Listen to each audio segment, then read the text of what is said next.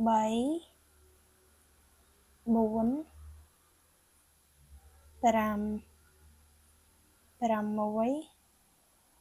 7 ហើយយើងទាញវាមកយើងចាក់បានចំនួន7ដងហើយណាអញ្ចឹងយើងទាញវាមកហើយយើងភ្ជាប់វាណាយើងសោកចូលក្នុងបកគោលល្បងទី1ណ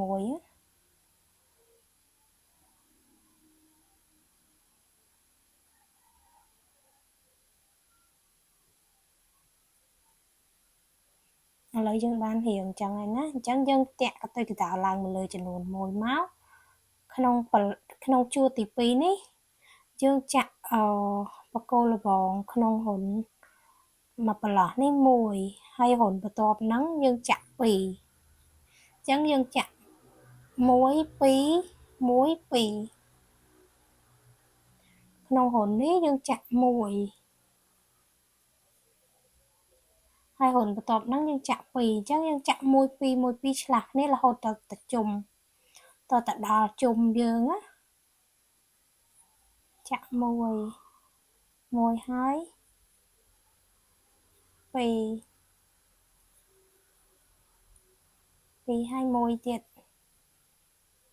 1ហើយ2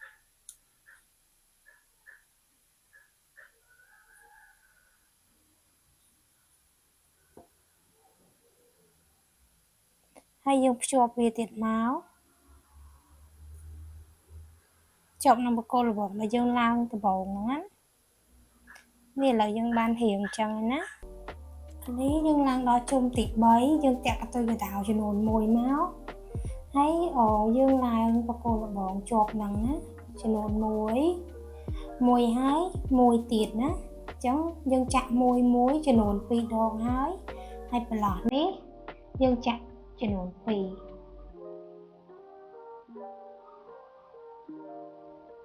ហើយយើងចាក់1ប្រឡោះបន្ទាប់ហ្នឹង1ហើយប្រឡោះជាប់ហ្នឹងយើងចាក់1ទៀតហើយយើងចាក់2ណាប្រឡោះនេះ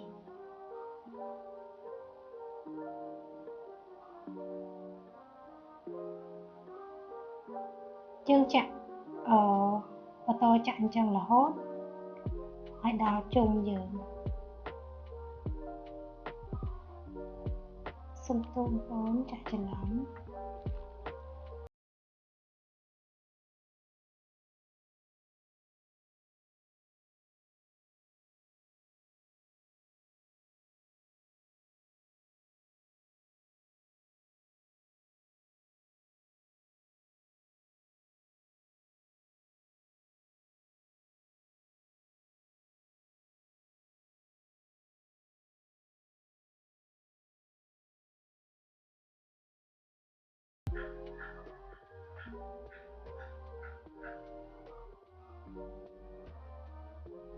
ហើយយើងភ្ជាប់វាមកណា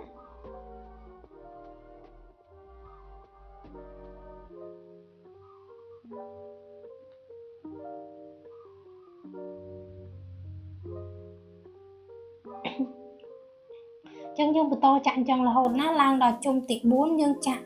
មួយចំនួន3ដងយើងចាក់2ឡើងដល់ជុំទី5យើងចាក់មួយចំនួន4ដងយើងចាក់2ម្ដងអញ្ចឹងណានិយាយទៅ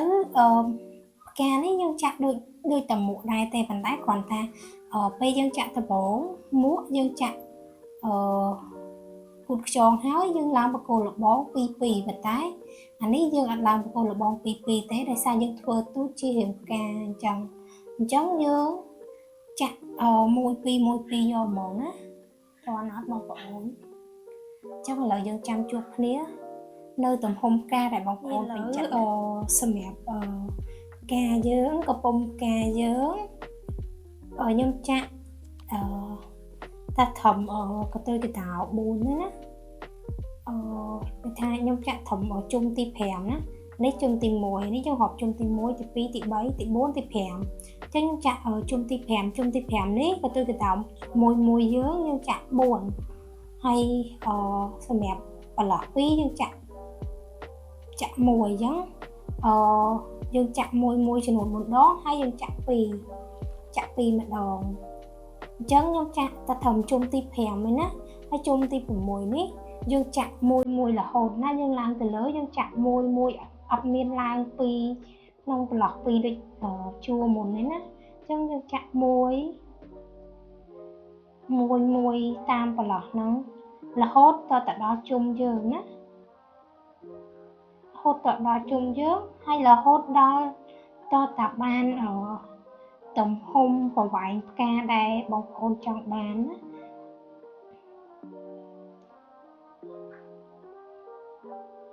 ខ្ញុំចាក់នេះចាក់តម្រូវ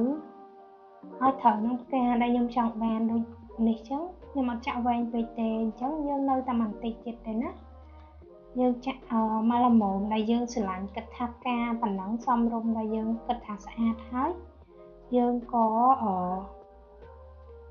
ឈប់វាត្រឹមហ្នឹងណាប៉ុន្តែយើងនៅបញ្ចុះកាឡាវាតិចដែរយើងបញ្ចុះកាឡាវាមួយជួរចំនួនមួយជួរអញ្ចឹងចាំមើលតទៅទៀតណា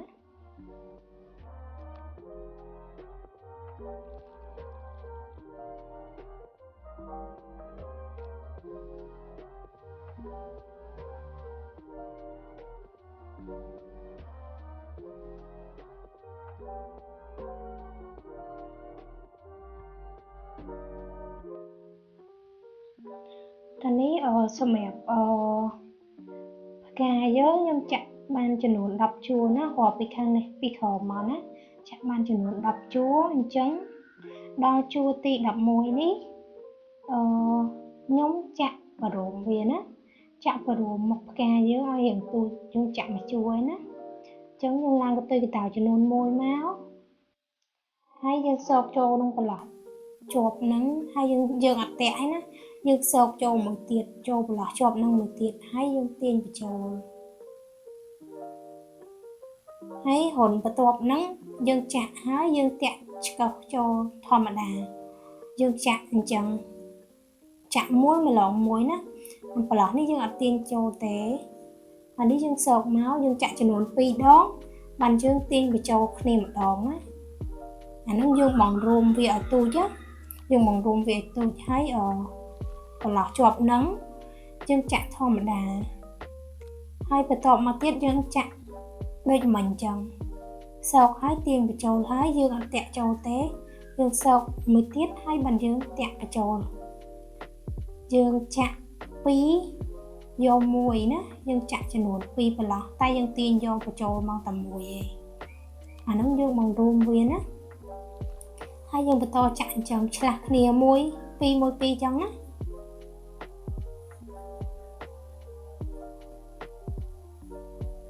នេះចាក់1ធម្មតាហើយនេះយើងចាក់2បង្រួមវា2យក1ហើយនេះយើងចាក់1ធម្មតារួមវាទៀត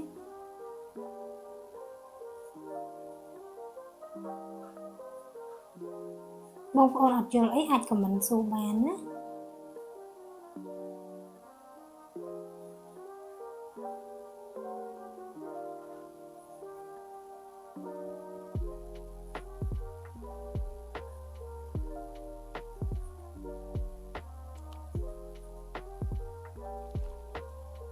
ឥឡូវយើងដល់មុខហើយយើងភ្ជាប់ណាភ្ជាប់ហើយយើងចាក់កតុយកណ្ដោចឡើងទៅលើចំនួនមួយទៀតណាហើយយើងចាក់បកគោលបងអានេះយើងចាក់ធម្មតាមួយសិតណាយើងអត់មានបរូមអីទៀតទេយើងចាក់បកគោលបងមួយតាមប្រឡោះហ្នឹងណា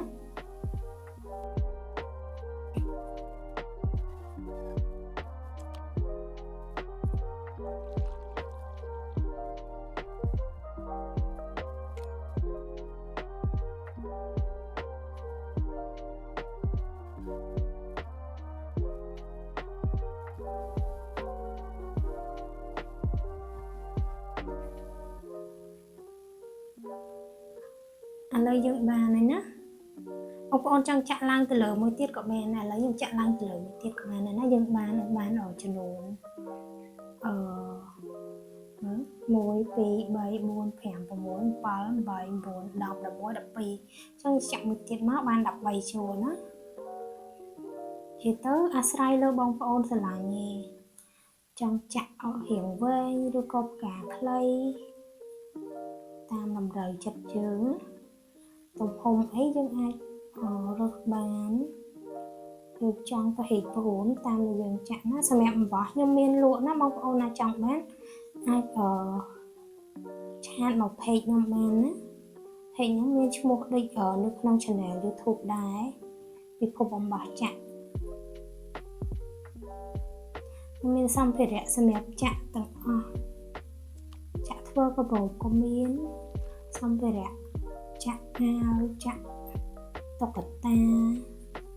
មកចូលខ្ទោះមកចូលអីខ្ញុំមានគ្រប់សពណាបងប្អូនណាចង់បានអាចឆាតមក page បានណាចឹងឥឡូវយើងកាត់អំបោះណា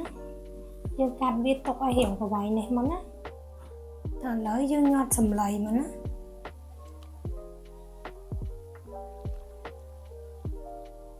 បងប្អូនមានសម្លៃក្បាស់ញាត់សម្លៃក្បាស់ទៅ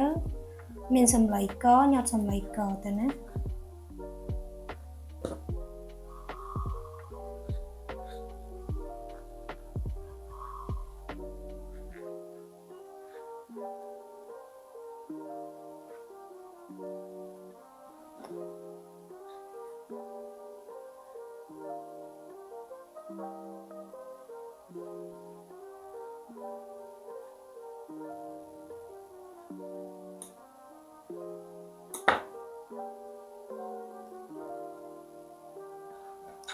ចឹងយើងដល់មកចូលមក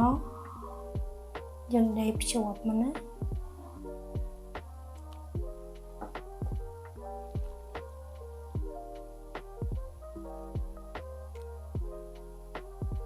យើងធ្វើជា3ចេះយើងធ្វើជាមុំ3ចឹងណាចឹងយើងចឹងមកយើងដេកមកនេះ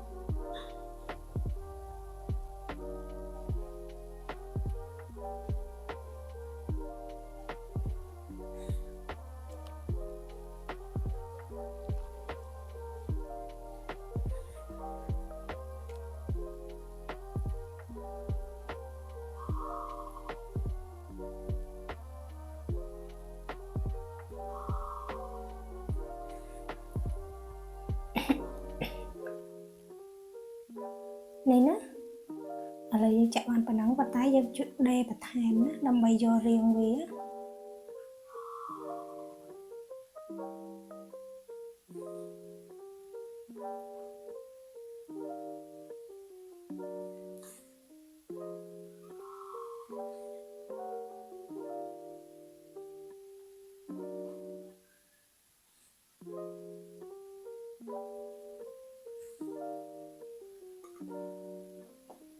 ឥឡូវយើងបានរូបរាងចឹងហើយណាហើយយើងសោកវាបញ្ចូលមកចាក់មកក្រោមមកណា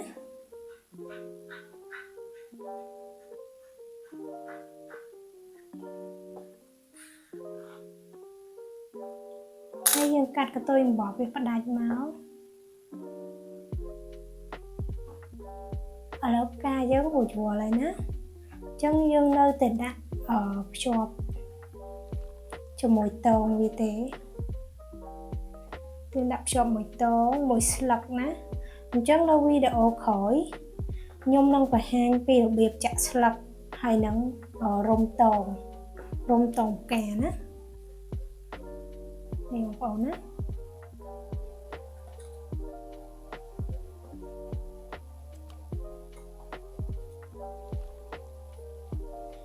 អរគុណច្រើនសម្រាប់ការតាមដានវីដេអូពីដើមរហូតដល់ចប់ណាអញ្ចឹងសូមជួយចុច like និង subscribe Channel YouTube ខ្ញុំម្នាក់មួយផងណាដើម្បីបានវីដេអូថ្មីទៀតអរគុណបាយបាយទាំងអស់គ្ន